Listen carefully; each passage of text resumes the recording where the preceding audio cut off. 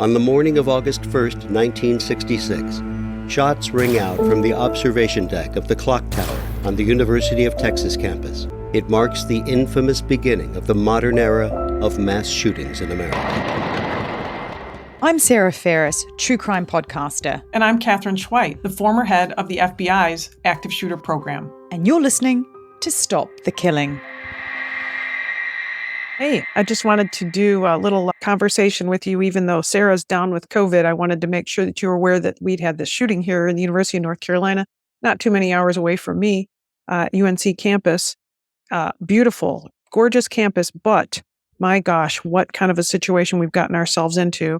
That is what I wanted to address briefly today, to just say, holy cow, we have turned every shooting incident in the United States into the most dramatic, crazy active shooter mass shooting situation.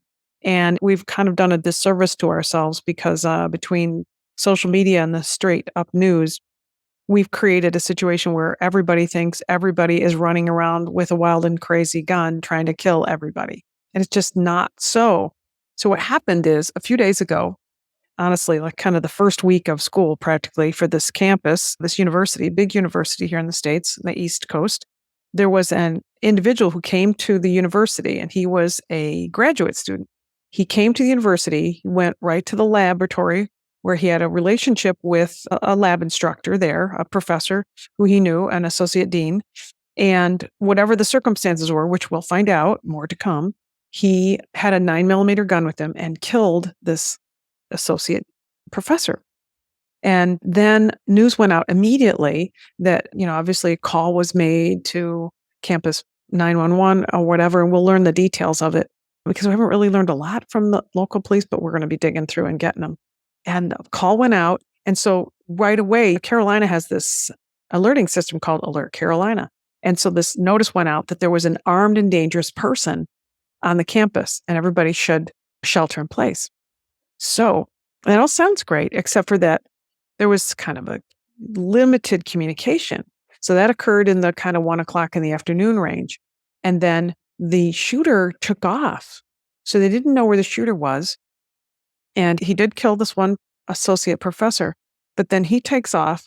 And then right away, they know who it is. So clearly the information that came in made it clear that they knew who the shooter was. And so the university releases the picture of the graduate student and says, we are looking for this person who we believe is armed and dangerous. They release the photograph, which is running all over the media, but there's no information released about what actually occurs and is occurring on campus.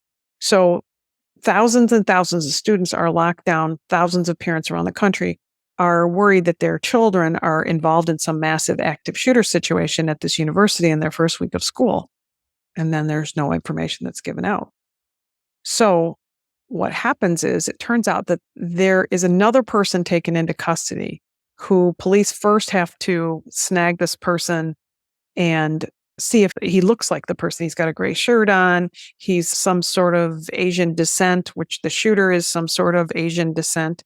So no idea what the conflict was and no idea who we're looking for. And so the police respond. They find somebody. An hour into it, they take this person into custody.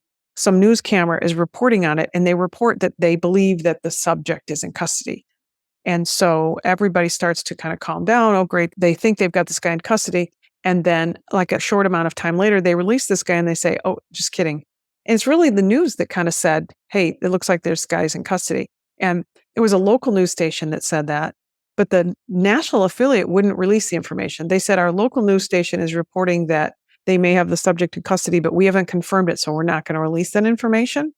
I just talked this morning to somebody on the campus television station, and she was saying how everybody was all relieved that they'd arrest this person.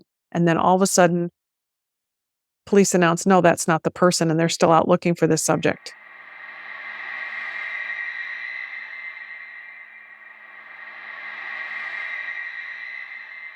So another hour and a half goes by or so, and they find the subject eventually walking. He doesn't have his gun with him. They believe he shot with a 9mm, probably because of the casings they picked up at the scene. But they don't have the gun. This morning, yesterday morning, he was in court charged with first-degree murder. Now, in some states, they have the death penalty, but the district attorney who ran for election and won not too long ago ran in part saying he would not support capital punishment. So this subject is not going to be risking capital punishment, meaning death penalty, but he will face first-degree murder charges there in North Carolina. But there's a lot of cleanup that has to be done, more to come in terms of, what kind of notices were given to people on campus and to the parents in general on social media, on regular media. When was it given? What did the police know when kind of situation? That's inherent, right? Law enforcement, the university is going to do a report afterwards to determine what should we have done? What could we have done better? And that's important that they do that for every shooting.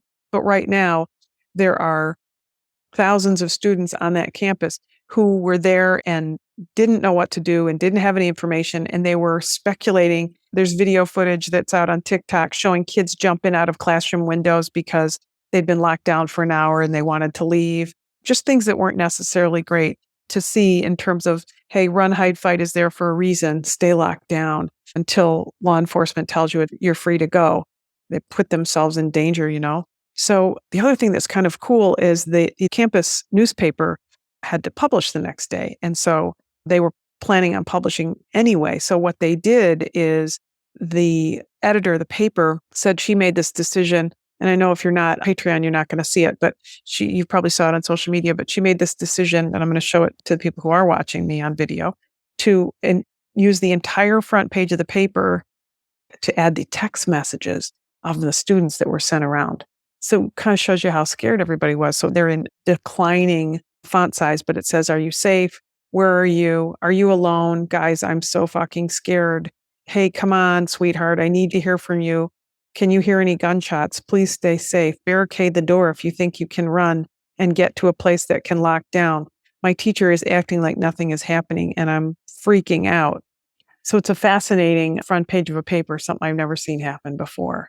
So there'll be more to come, but I wanted you to just mention this shooting that we had here in North Carolina and how it has added to the dialogue about how much do we tell people, when do we tell people, how long do we stay locked down, who is locked down. This was really, as it turned out, kind of a workplace violence situation, one guy angry at one guy, which is something that I had said on the news at the time, is that that's kind of what it seemed like, but then it still kept everybody locked down for a really long time. And was that the right thing to do?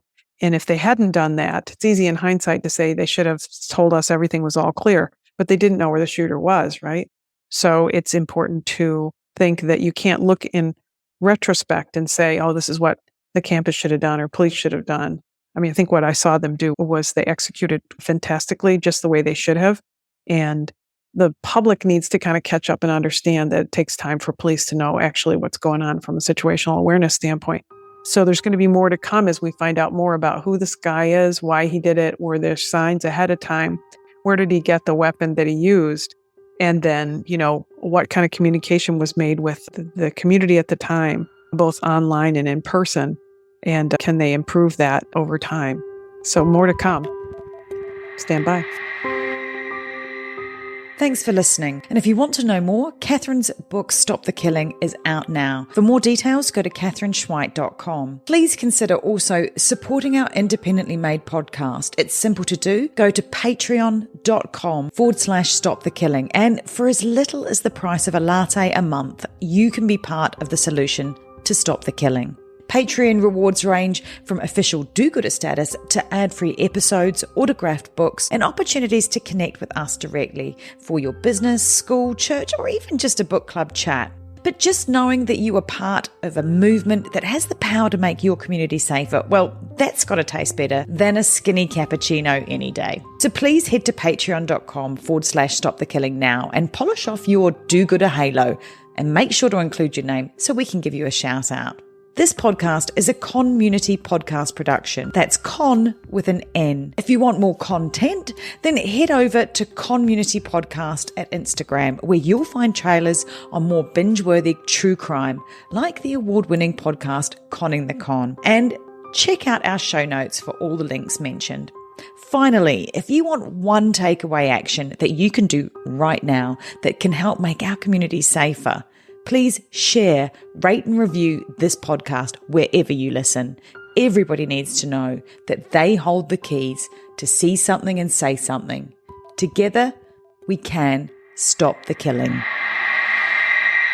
It's one of those things you hope never happens, but you better train for it because it will happen, and it will happen in places you wouldn't expect. Be ready for it.